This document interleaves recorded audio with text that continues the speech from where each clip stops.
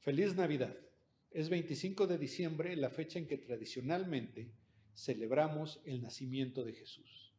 Y no solamente este día, como que los días que han pasado esta semana tienen un sabor, un sentimiento diferente a lo que es el resto del año. Y es bueno entonces preguntarnos, ¿qué es lo que estamos celebrando? ¿Qué es lo que nos motiva a tener esta fecha especial? Hace un par de semanas estuve en la reunión de los jóvenes y les preguntaba yo, les pedí que fueran totalmente honestos y les dije, ¿qué es lo que más les entusiasma acerca de la Navidad?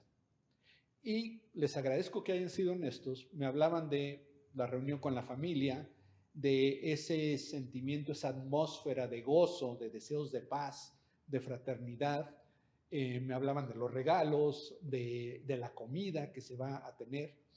Y está bien que tengamos el anhelo o el deseo para esas cosas.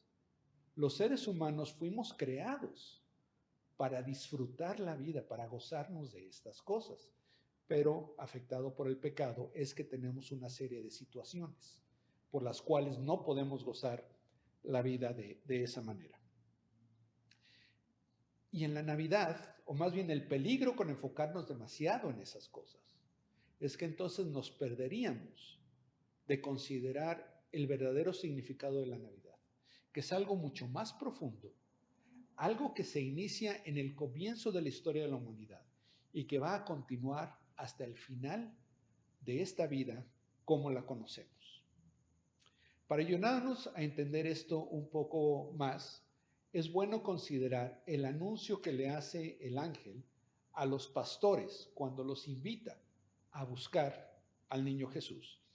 En el Evangelio, según San Lucas, capítulo 2, versículos 10 y 11, 10 al 12, dice lo siguiente.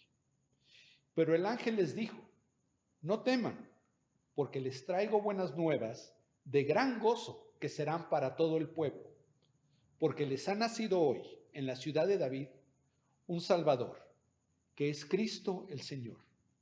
Y esto les servirá de señal.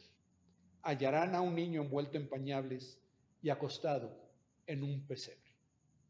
Y el pastor Gerardo nos recordaba que es bueno en Navidad buscar a Jesús así como lo hicieron estos pastores. Pero a mí me gustaría enfocarme un poco en cómo el ángel les anuncia lo que ha sucedido a estos pastores en base a 3 palabras que él usa para decirles quién es este niño que ha nacido. Primeramente les dice, les ha nacido un Salvador.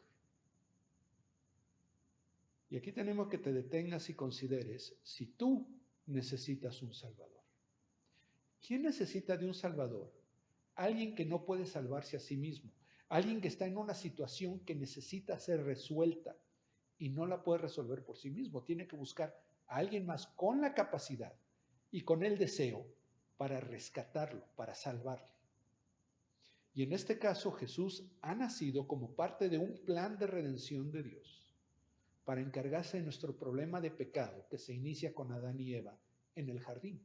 A partir de ese momento, nuestra naturaleza humana está afectada de tal manera que no podemos no pecar. Todos somos pecadores.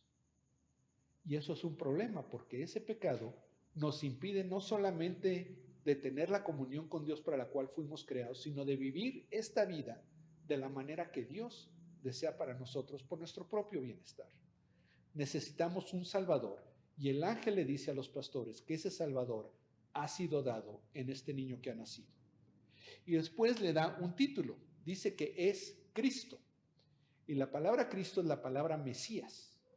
Y lo que el ángel les está diciendo aquí a los pastores es que en este niño se cumple la promesa de Dios que se inicia con Adán y Eva, cuando dice que un descendiente de Eva le va a aplastar la cabeza a la serpiente y que es repetida a través del Antiguo Testamento, de que va a llegar un Mesías que va a salvar al mundo del pecado y que va a liberar a su pueblo Israel de una manera espiritual. Y el ángel les dice, se les ha dado un Salvador y este Salvador es el cumplimiento de la promesa de Dios cuando Él les prometió un Mesías que se iba a encargar de este problema del pecado. Pero también dice que es Cristo el Señor, un Salvador que es Cristo el Señor.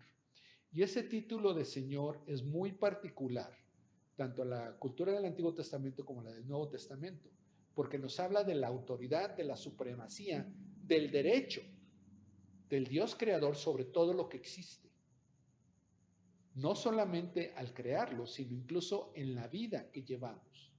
Y lo que me está diciendo es que este niño es el Señor de todo lo que existe, tiene autoridad y derecho sobre todo lo que existe y tiene el poder de cumplir todo lo que se proponga en la vida de las personas, en la historia de la humanidad, en todo lo creado. Imaginen la sorpresa de los pastores o qué habrán pensado, y te animo a que tú también lo consideres.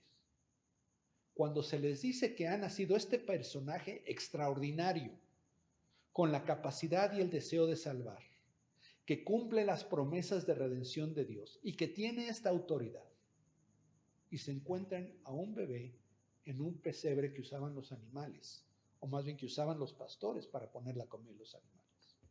Un bebé indefenso, un bebé dependiente de sus padres, que ni siquiera podía hablar. Y en él se cumple estas tres cosas. Es el Salvador, es el Mesías, es el Señor.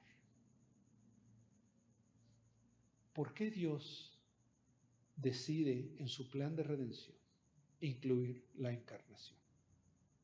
En el siglo XI se le pidió al arzobispo de Canterbury, Anselmo, que explicara esto.